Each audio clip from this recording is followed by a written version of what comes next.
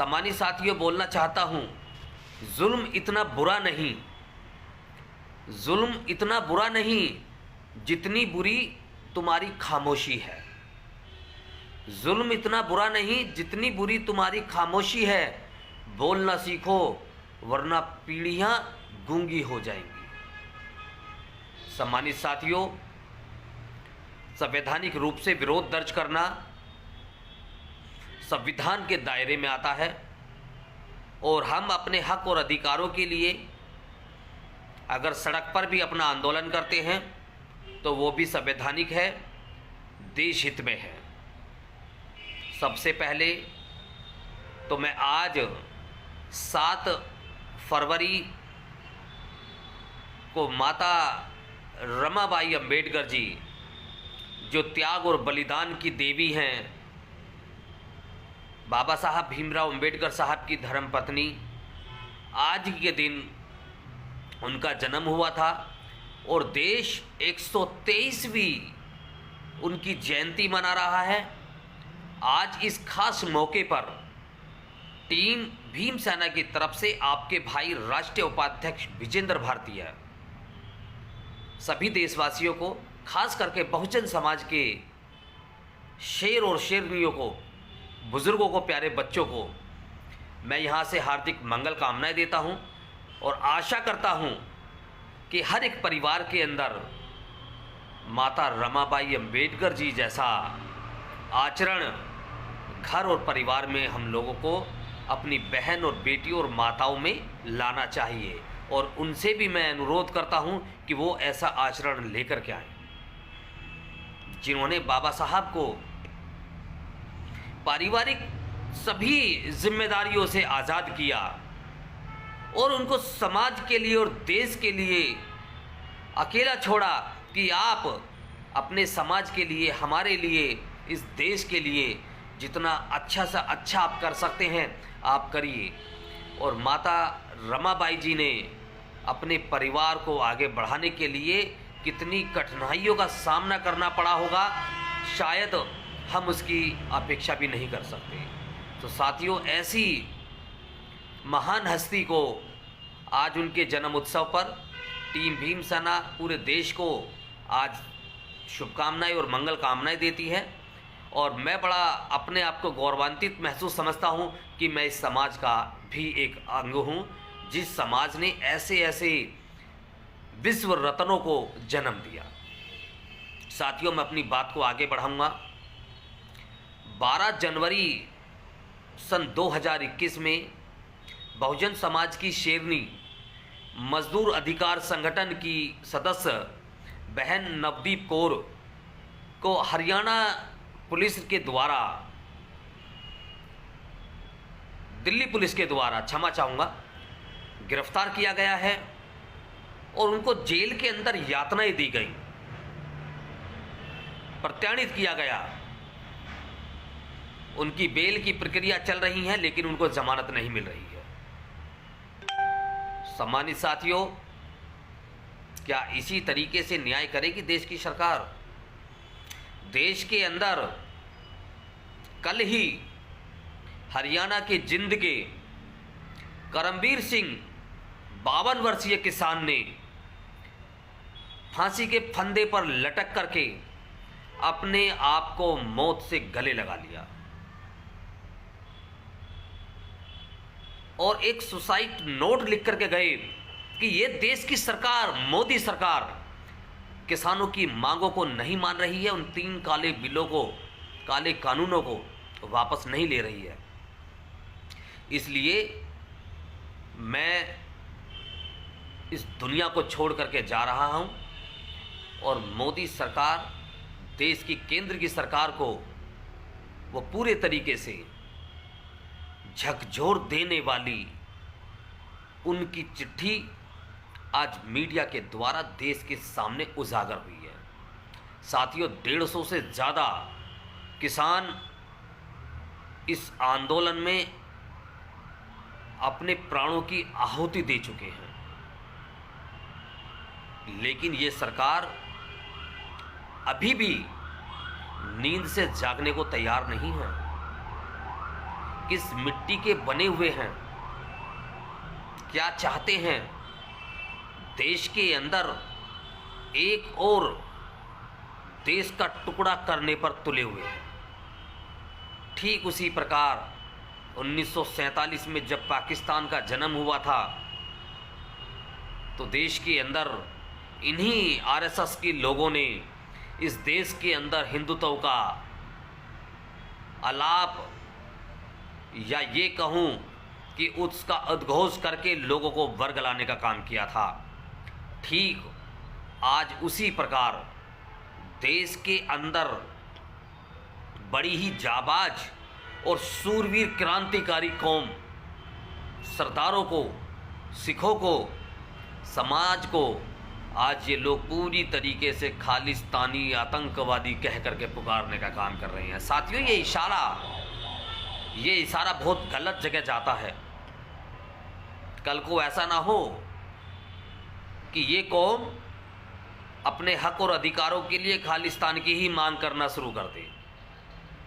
तो मैं मानता हूं निश्चित रूप से देश के अंदर एक और बंटवारा होगा। इसी प्रकार देश के टुकड़े होंगे, देश बटेगा। चंद्रगुप्त मौर्य के द्वारा देश के अंदर एक अखंड भारत का सपना देखा गया और सम्राट अशोक के द्वारा उस सपने को साकार किया गया। लेकिन आज ये स्वार्थी लोग इस देश को तोड़ने का काम कर रहे हैं, इस देश को बदनाम करने का काम कर रहे हैं। किसान 2 महीने से ज़्यादा हो गए सड़कों पर बैठे में, पूरी सर्दियाँ उन्होंने निकाल दी। आज उनकी बात सुनने के लिए भी ये तैयार नहीं है। देश के अंदर ऐसा माहौल बना दिया गया है कि ये किसान नहीं, ये पाकिस्तान से आए हुए आतंकवादी बैठे हुए हैं। सम्मानित साथियों, देश के अंदर कुछ चुनिंदा लोगों को इन्होंने सोशल मीडिया के माध्यम से आगे कर रखा है। आज किसान आंदोलन की आग देश के बाहर भी जा चुकी है। देश के बाहर काफ़ी लोगों ने, बड़ी बड़ी जो सेलिब्रिटियां हैं, हस्तियां हैं, उन लोगों ने मोदी सरकार को कोसना शुरू किया है। मोदी सरकार के ऊपर उन्होंने सीधे कमेंट करने शुरू कर दिए हैं कि ऐसी क्या मजबूरी है, आप क्यों नहीं इनसे बात कर रहे हैं। और वो लोग जब बोल रहे हैं, कमेंट कर रहे हैं, तो यहाँ पर बैठे हुए मोदी भक्त उनको उल्टा सीधा कमेंट करने का काम कर रहे हैं। देश के अंदर बहुत ही बड़ा और एक बड़ा नाम रोहित शर्मा क्रिकेटर देश के किसानों के हित में 2 लाइन लिखता है तो देश के लोग, एक झांसी की रानी, हिमाचल की एक लड़की, आवारा, मैं क्या क्या कहूँ, एक अबला है, वो नारी है और हम लोग नारी का सम्मान करते हैं। वो ऐसे अनाप शनाप लिख करके लिखती है और इस देश की गरिमा को खंडित करने का काम करती है। वो तो ट्विटर के द्वारा खुद उसके ऊपर कार्रवाई की गई और उसके दिए गए पोस्टों को ट्विटर ने खुद ही अपने हैंडल से हटा दिया। सम्मानित साथियों, ये लोग देश के अंदर गृह युद्ध कराना चाहते हैं। ये देश के अंदर पूरे तरीके से इस देश की आवाम को आपस में लड़वाना चाहते हैं। भारतीय जनता पार्टी के लोग कभी खालिस्तानी बोलते हैं, कभी आतंकवादी बोलते हैं। देश के कोई भी पत्रकार अगर इनकी आवाज़, किसानों की आवाज़ बनता है तो उसको जेलों में डालने का काम कर रहे हैं। आपके भाई को भी कई बार अन्य प्रकारों से धमकियां मिली हैं, लेकिन हम लोग डरने वाले नहीं हैं। हम लोग बाबा साहब के अनुयायी हैं, हम लोग शहीद उधम सिंह के अनुयायी हैं। हम लोग डरने वाले नहीं हैं। हम लोग इनकी ईंट से ईंट बजाएंगे, हम लोग अपनी बात रखेंगे, हम लोग संवैधानिक रूप से भी बात रखेंगे और ज़रूरत पड़ी तो असंवैधानिक रूप का भी हम लोग इस्तेमाल करेंगे। सम्मानित साथियों, ये लोग आज इस देश को पूरी तरीके से बर्बाद करने पर तुले हुए हैं। भारतीय जनता पार्टी के किसी भी नेताओं द्वारा आज तक का इतिहास रहा है, देश के लिए अभी तक उन्होंने कोई भी ऐसा कार्य नहीं किया है जिससे देश इनको याद कर सके। आने वाले समय में या गुजरा हुआ समय इन लोगों ने हमेशा देश को शर्मसार करने का ही काम किया है और ये उसी तरीके से कार्य करते रहे हैं। सम्मानित साथियों, मैं बताना चाहता हूं, देश के अंदर कंगना रनावत ने, अक्षय कुमार ने, अजय देवगन ने और पता नहीं कितने लोगों ने अनाप शनाप कमेंट पास किए हैं किसानों के लिए। मैं सबसे पहले तो देश के उन सभी साथियों से अपील करूंगा कि इन लोगों की पिक्चरों का भी, इन लोगों के ऐड का भी और इन लोगों का भी हमें बहिष्कार करना चाहिए, क्योंकि ये लोग देश के हित में है ही नहीं। ये भाजपा के हित में है, ये मोदी के हित में है, ये मोदी भक्त हैं। हम लोग मोदी भक्त हैं और ना ही हम भाजपा के हित में हैं। हम लोग देश के साथ हैं, हम लोग समाज के साथ हैं। जो देश की बात करेगा, विजेंद्र भारती और भीमसेना और तमाम मेरे साथ जुड़ने वाले लोग, हम लोग उसका साथ देंगे, हम उसके साथ खड़े होंगे। लेकिन आज बात करते हैं देश की, तो मोदी देश नहीं है, भाजपा देश नहीं है, आरएसएस देश नहीं है। लाल किला के ऊपर जो जिस तरीके से भारतीय जनता पार्टी और आरएसएस के लोगों ने जो गुंडागर्दी की, जो साजिश रची, और उस साजिश को पूरी तरीके से किसानों के साथ जोड़ने का इन्होंने जो काम किया है वो बहुत ही गलत है। और देश की मीडिया ने उसको पूरी तरीके से प्रचलित करने का काम किया। मोदी के इशारे पर देश की मीडिया काम कर रही है, भाजपा और आरएसएस के इशारे पर ये लोग नाच रहे हैं। साथियों, इन लोगों को बेनकाब करें, ज़्यादा से ज़्यादा लाइव आएँ, अपनी बात को रखें। किसानों का जो आंदोलन है, हम इसको किसान आंदोलन नहीं मान रहे, ये पूरे देश का आंदोलन है। और जो किसानों की मांग है वो देश की मांग है, क्योंकि अगर ये तीनों कानून देश के अंदर लागू होते हैं तो साथियों इसका सबसे बड़ा असर देश का जो मजदूर है, देश का जो एक छोटे स्तर का जो कर्मचारी है, इसका असर सीधा उसके ऊपर पड़ेगा, उसकी जेब के ऊपर पड़ेगा, उसकी रसोई के ऊपर पड़ेगा। मोदी जी ने अभी तक भी देश के अंदर काम करने वाले मजदूरों का मेहनताना उनकी मजदूरी नहीं बढ़ाई, लेकिन महंगाई तमाम बढ़ती जा रही है। देश के 4-5 ही उद्योगपतियों के इर्द गिर्द ये सरकार घूम रही है, किसी और की कोई बात नहीं है। आज मैं देख रहा हूं अयोध्या के अंदर राम मंदिर बनना है, राम मंदिर को लेकर के 11,000 करोड़ रुपए का फंड देश की और केंद्र की सरकार ने रिजर्व किया हुआ है कि उसको देना है, और उसका L&T को, जो देश की सबसे बड़ी कंस्ट्रक्शन कंपनी है L&T, लर्बन एंड टर्बोस, उसको उसका टेंडर मिलना है और उस टेंडर के अकॉर्डिंग उस मंदिर का निर्माण होना है। सबसे पहले तो मैं बताऊं, क्योंकि हम लोग किसी भी मंदिर या मस्जिद के किसी भी स्थापना या उसके निर्माण के खिलाफ हैं, लेकिन अगर ये मंदिर वहाँ बनाना चाहते हैं तो मैं आप लोगों को एक बताना चाहता हूँ। सम्मानित साथियों, ये मंदिर वहाँ बना रहे हैं, लेकिन आप देख रहे हैं पूरे देश के अंदर एक बाढ़ सी आ गई है। 4-4, 6-6 लोगों का ग्रुप रसीदें छपवा करके देश से चंदा मांगने का काम कर रहे हैं। साथियों, ये वही लोग हैं जो हजारों वर्षों से चंदा मांग मांग करके खाते आए हैं, क्योंकि इनकी रोजी रोटी वहीं से चलती है। ये मंदिर के नाम पर, धर्म के नाम पर चंदा मांगते हैं और उसी चंदे से अपने आप को और अपने परिवार को पालने का काम करते हैं। देश के लिए, समाज के लिए किसी भी तरीके से इनका कोई योगदान नहीं है। इन लोगों का विरोध भी हो रहा है और इन लोगों को वहाँ से दौड़ाया भी जा रहा है।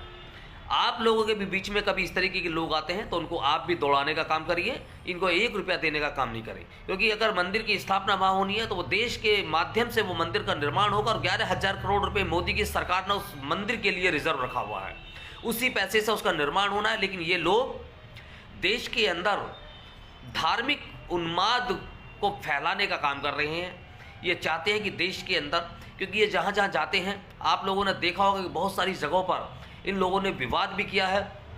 जिन लोगों ने इनको चंदा नहीं दिया है उन लोगों के साथ इन्होंने मारपीट भी की है। साथियों, ऐसे लोगों को चिन्हित करें।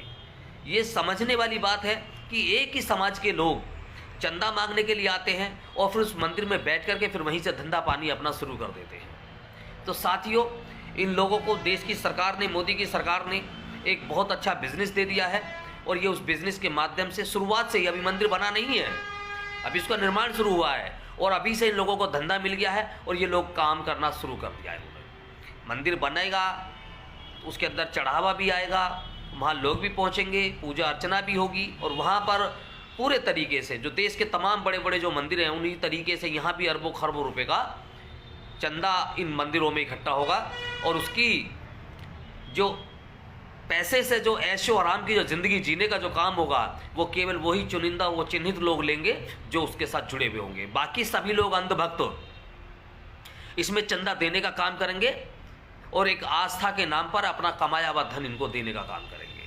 सम्मानित साथियों, मैं बात कर रहा था किसानों की।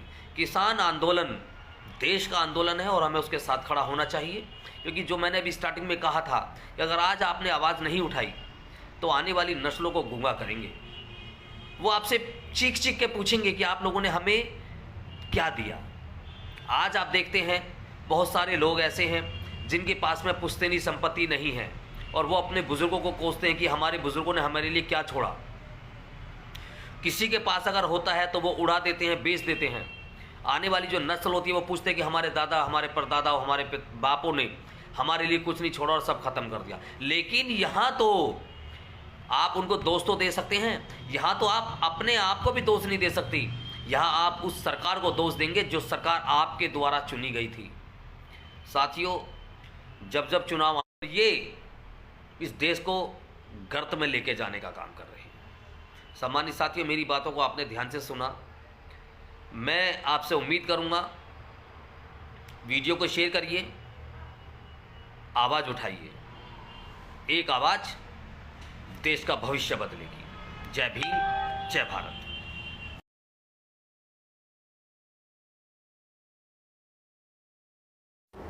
सब्सक्राइब करें आपके अपने चैनल समता आवाज़ टीवी को, बेल आइकन दबाना ना भूलें सबसे पहले हमारी वीडियो देखने के लिए।